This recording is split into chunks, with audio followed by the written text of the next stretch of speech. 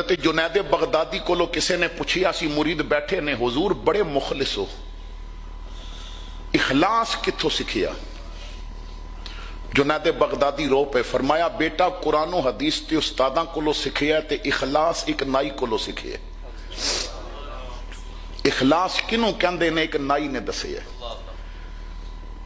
हुजूर नाई ने दसिया, कोई सानू भी तो समझाओ। फरमाया, छोटी जी उम्र सी, मां बाप ने ना मदरसे दाखिल कराया,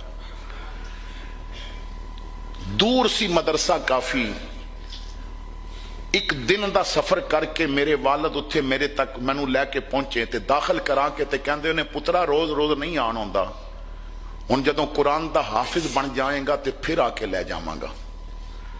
वालद चले गए, पैसे कोल है नहीं सन, दिन गुजरते गए, रोटी ते मदरसे चो मिल जाती सी, मेरे बाल बढ़ गए। उस्तादा कहा कि बेटा हजामत करा, क्योंकि कंधे तो नीचे बाल होंदे जान तो रखने जायज नहीं, बस कंधे तक, ये सुन्नत है।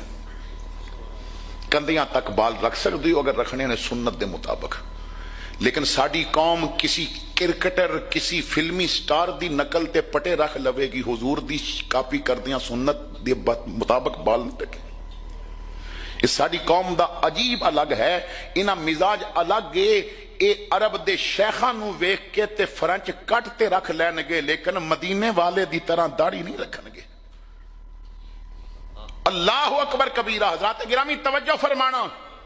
उस्ताद ने कहा बाल कटा, पैसे है नहीं सन, कौन मुफ्त बाल कटदा? मैं ना चल पिया नाई दी दुकान वल। दुकान ते पहुंचिया तो एक अमीर आदमी इलाके दा, मसलन मिसाल दे तौर ते चौधरी इलाके दा बाल पिया कटांदा सी। मैं दरवाजे चुप करके खड़ा हो गया, क्योंकि गरीब नूं गल करन तो पहले भी सोच